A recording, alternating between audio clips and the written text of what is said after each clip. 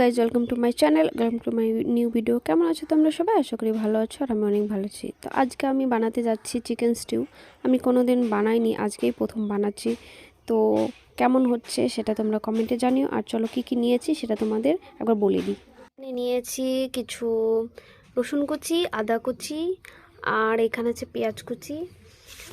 সবজি আছে এখানে কিছু পেঁপে, টমেটো, ছোট ছোট টমেটো, জাস্ট ছোট ছোট দুটো টমেটো, ক্যাপসিকাম, আলু, বিনস, এখানে পেঁয়াজগুলো তোমরা চাইলে দিতেও পারো, না দিতেও পারো, আর গাজর, আর এখানে কিছু মাংস,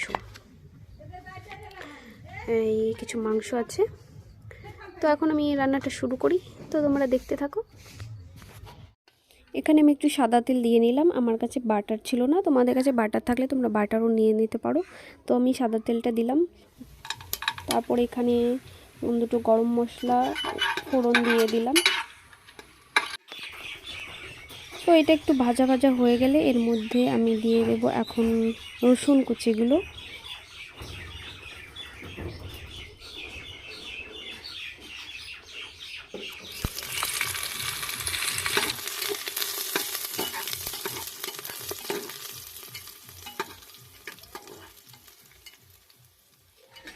এই রসুনগুলো একটু লাল লাল হয়ে গেলে এর মধ্যে আমি দিয়ে দেব আদা কুচি। জাস্ট 2 মিনিট থেকে 1 মিনিট ভাজলে একটু লাল লাল হয়ে যাবে। আর এখনকার আঁচটা একটু মিডিয়ামে দিতে হবে। তো আমি আদা কুচিগুলো দিয়ে দিলাম, এটা একটু নেড়ে চেড়ে নেব।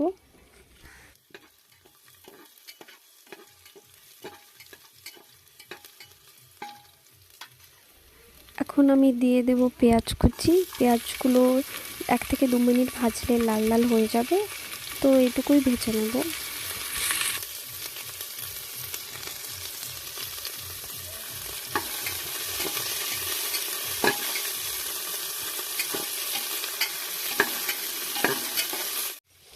আমার পেঁয়াজটা প্রায় ভাজা হয়ে এসেছে, একটু লাল লাল হচ্ছে, দেখাই যাচ্ছে।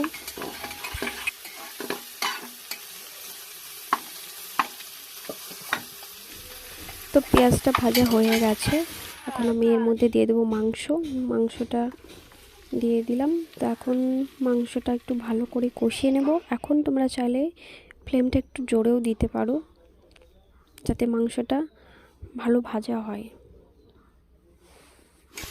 মাংসটা আমি 2 থেকে 4 মিনিট একটু ভালো করে কষিয়ে নেব, একটু ভালো করে লাল লাল করে একটু ভেজে নেব, যাতে কাঁচা গন্ধটা না থাকে।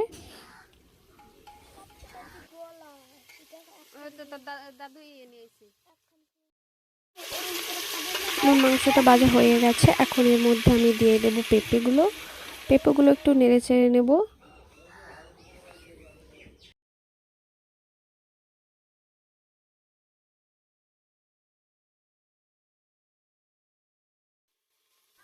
পেঁপেগুলো হয়ে গেছে একটু ভাজা। তো পেঁপে দেওয়ার পরে এবার আমি দিয়ে দেবো আলুগুলো 1 থেকে 2 মিনিট একটু ভালো করে ভেজে নেব।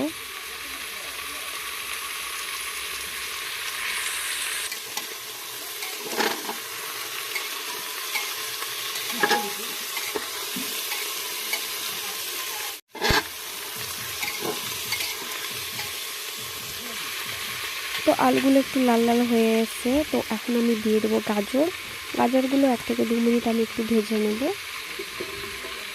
এরপর আস্তে আস্তে সব সবজিগুলো দেবো, বাট এইগুলো একটু মোটা করে কাটা হয়েছে, তো এগুলো একটু ভালো করে ভেজে নিচ্ছি।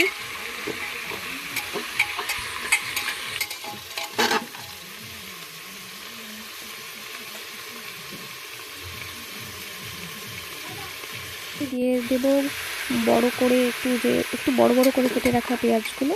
এই পেঁয়াজটা অপশনাল, তোমরা চাইলে দিতেও পারো আর না চাইলে না দিতেও পারো।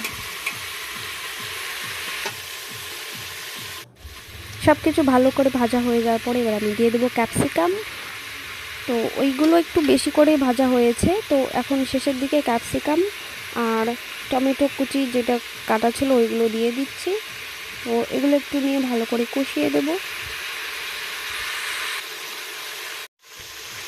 সব কিছু ভালো করে কষানোর পরে শেষে দিয়ে দেবো আমি বিনসগুলো, কারণ বিনসগুলো একদমই পাতলা, তো এটা গলে যাওয়ার সম্ভাবনা বেশি, সেজন্য সব কিছু ভালো করে কষানোর পরেই বিনসটা দেবে তোমরা সবাই।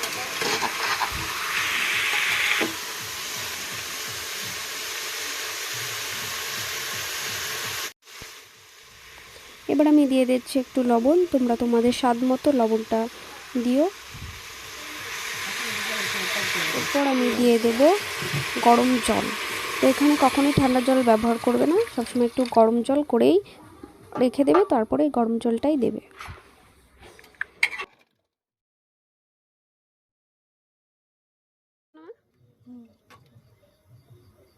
সবশেষে দিয়ে দিচ্ছি গোলমরিচ গুঁড়ো, এটা অবশ্যই দিতে ভুলো না, এটা না দিলে টেস্টি হবে না।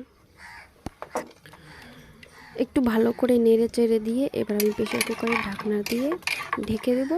তো আমার প্রেশার কুকারের আমি 3টে সিটি দেব, 3টে সিটি দিয়েই নামিয়ে দেব। তো চলো এখন